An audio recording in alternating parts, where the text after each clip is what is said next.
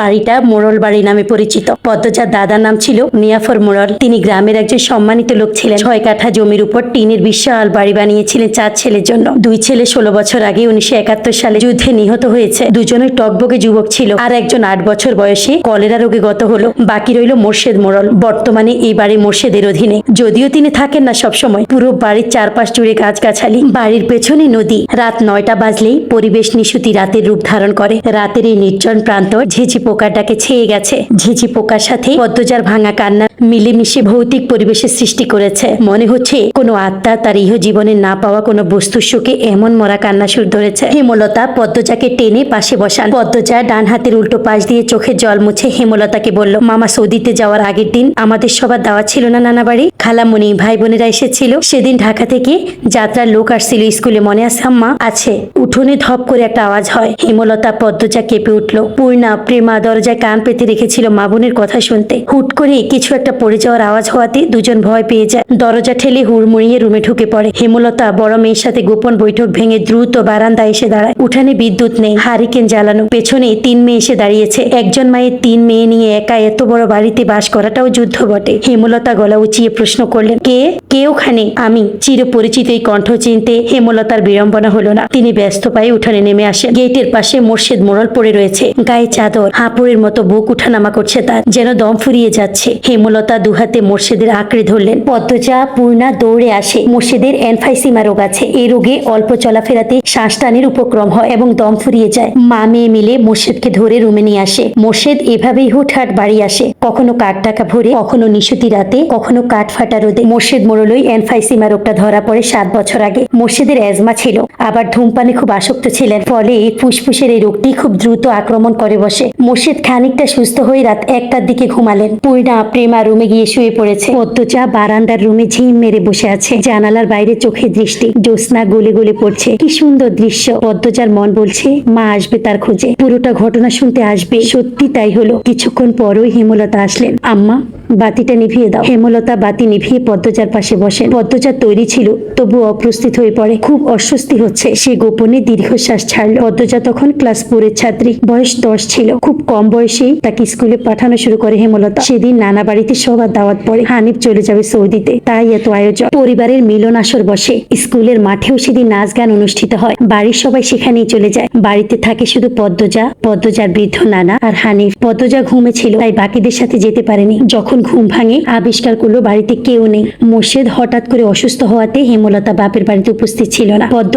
পদ্মজা বাড়ি থেকে বের হওয়ার উপক্রম হতেই কানে আসে হানিফের ডাক। পদ্মজা মিষ্টি করে হেসে মাথা নাড়ালো। হানিফের লোলুপ দৃষ্টি তখন পদ্মজার সারা শরীর ঘুরে বেড়াচ্ছে। এইটুকু মেয়ের পর্ষা চামড়া বিকৃত মস্তিষ্কে হানিফকে যেন বড্ড টানে। আয় তো, আমার ঘরে আয়। সহজ সরল শিশু সুলভ পদ্মজা মামার ডাকে সাড়া দেয়। সে শুনেছে মামা ভাগ্নে যেখানে, আপদ নেই সেখানে। অথচ সেদিন সে মামাকেই ঘোর বিপদ হিসেবে জানলো। পদ্মজা রুমে ঢুকতেই হানিফ দরজা লাগিয়ে দিল। পদ্মজার মন কেমন করে উঠল হানিফের অদ্ভুত চাহনি আর দরজা লাগানো দেখে। হানিফ কুৎসিত অঙ্গভঙ্গি প্রদর্শন করতে থাকে। পদ্মজার দেখতে খুব খারাপ লাগছে, ভয় করছে। এদিকে আয়, তোর লগে গল্প করি। হানিফ বিছানায় বসে পদ্মজাকে কাছে ডাকে। পদ্মজা কাছে যেতে সংকোচ বোধ করে। হানিফ পদ্মজার ডান হাত ধরে টেনে কোলে বসায়। তুই জানো তুই যে সবার থেকে বেশি সুন্দর? হানিফের প্রশ্ন পদ্মজার কানে ঢুকেনি। সে মোচড়াতে থাকে হানিফের কোল থেকে নামার জন্য। আপত্তিকর স্পর্শগুলো পদ্মজার খুব খারাপ লাগছে, কাঁদতে ইচ্ছে হচ্ছে। মোচড়াস কেন রে ছেড়ি, শান্তিমতো বইসা থাক। মামা মেলা থাইকা সাজনের জিনিস কিনা দিমো। হানিফ শক্ত করে 2 হাতে ধরে রেখেছে পদ্মজাকে। পদ্মজা কিছুতেই নামতে পারছে না। মামা, আমি চলে যাব, কাঁদো কাঁদো হয়ে বলল পদ্মজা। ওই যাবি? মামার ধারে থাক, বলল হানিফ। হানিফের শক্তপোক্ত হাতের স্পর্শগুলো শুধুই অস্বস্তি দিচ্ছে না, স্পর্শকাতর জায়গাগুলোতে ব্যথায় বেশি উঠছে। পদ্মজা কেঁদে ওঠে, ভেজা কণ্ঠে বলে, বাড়ি যাব, আমি ব্যথা পাচ্ছি মামা। হানিফ হাতের বাঁধন নরম করে আধুরে গলায় বলল, আচ্ছা আর ব্যথা দিতাম না, কান্দিস না। পদ্মজা চট করে কোল থেকে নেমে পড়ে। হানিফকে তার আজরাইল মনে হচ্ছে। মায়ের কাছে সে আজরাইলের অনেক গল্প শুনেছে। আজরাইল যখন জান নিতে আসবে তখন শরীরে খুব কষ্ট অনুভব হবে। এই মুহূর্তে ঠিক তেমনই অনুভূতি হলো। তাহলে তার হানিফ মামাই আজরাইল? পদ্মজা দরজা খুলতে পারবে না, তাই হানিফকে ভীত কণ্ঠে অনুরোধ করলো, মামা দরজা খুলে দাও। কেন, আমি তোরে যাইতে কইছি? হানিফের কর্কশ কণ্ঠের ধমকে পদ্মজা ভয়ে কেঁপে উঠলো। তার চোখ বেয়ে জল পড়তে থাকে। হানিফ পদ্মজাকে জোর করে কোলে তুলে নেয়। পদ্মজা কাঁদছে, তার খুব ভয় লাগছে। কাঁদছে, বারবার বলছে মামা আমি বাড়ি যাব। হানিফের তাতে বিন্দুমাত্র ভ্রুক্ষেপ নেই, বাড়িতে কেউ নেই। বৃদ্ধ সৎ বাবা কানে শোনে না। পদ্মজা হানিফকে কিল খুশি দিতে থাকে, সেই সাথে জোরে জোরে কান্না শুরু করে। এভাবে কাঁদলে পাশের বাড়ির যে কেউ চলে আসবে। হানিফের রক্ত টকবক করছে উত্তেজনা। সে দ্রুত ওড়না দিয়ে পদ্মজার মুখ হাত পা বেঁধে ফেললো। পদ্মজার দু চোখে পানি, হানিফের চোখে লাগেনি। হানিফ ভীষণ আনন্দ পাচ্ছে, পৈশাচিক আনন্দ পাচ্ছে।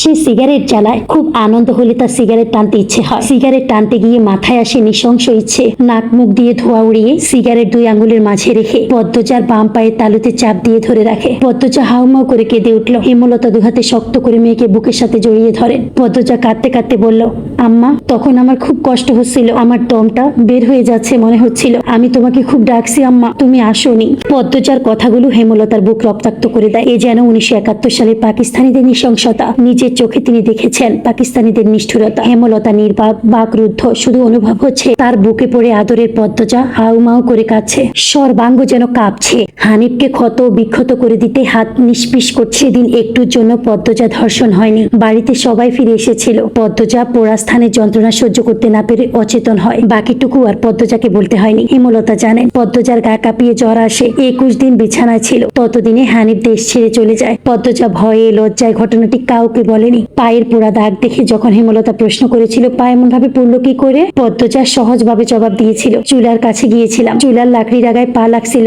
কথাটা পদ্মজা সাজিয়ে রেখেছিল, সাথে অনেক যুক্তি, তাই মিথ্যে বলতে একটুও কাঁপেনি। পুরো ঘটনাটা পদ্মজার বুকে তাজা হয়ে আছে। এই 6 বছরে লুকিয়ে কতবার যে কেঁদেছে সে। সব সময় চুপ করে কোথাও বসে থেকেছে। হেমলতা মেয়ের নিশ্চুপতা দেখে মাথা ঘামাননি, কারণ পদ্মজা ছোট থেকেই চুপচাপ ছিল। কিন্তু আজ হেমলতার খুব আফসোস হচ্ছে, নিজেকে অপরাধী মনে হচ্ছে। তিনি ভেবেছিলেন তার 3টা মেয়েই তার কাছে খোলা বইয়ের মতো, চাইলেই পড়া যায়। বিশেষ করে পদ্মজাকে বাড়ির পেছনের নদীর বুক দিয়ে তর তর করে বয়ে যাওয়া স্বচ্ছ টলমলে পানির মতো মনে হতো, যার জীবনে অস্বচ্ছ বলতে কিচ্ছু নেই। সবই সাদামাটা, সহজ সরল। অথচ পদ্মজার জীবনে কত বড় দাগ জলজল করে জ্বলছে, কত বড় ঘটনা লুকিয়েছিল। মেয়েরা কথা লুকিয়ে রাখার সীমাহীন ক্ষমতা নিয়ে জন্মায়। কথাটি নিজের মেয়েদের ক্ষেত্রে মাথায় আসেনি। পদ্মজা শান্ত হলে হেমলতা বলল, পাটা দেখি। পদ্মজা বাঁ পা বিছানায় তুলল। হেমলতা পদ্মজার পা কোলে নিয়ে পোড়া দাগটা দেখেন মনোযোগ দিয়ে। রক্ত টকবক করে উঠছে, রন্ধ্রে রন্ধ্রে হিংস্রতা যেন লুটিপুটি খাচ্ছে। এই পোড়া দাগ হানিফের রক্ত দিয়ে মুছবে সে। কথাটি কত সহজ করে বলেছেন হেমলতা, তবুও পদ্মজা কেঁপে উঠল। কি যেন ছিল কথাটিতে, শরীরের পশম দাঁড়িয়ে পড়ে। হেমলতা বারান্দার রুম ছেড়ে বড় ঘরে ঢোকেন। মিনিট কয়েক পর রামদা ছুরি হাতে নিয়ে উঠোনে যান। উঠোনের এক পাশে শক্ত পাথর আছে। ছুরিটা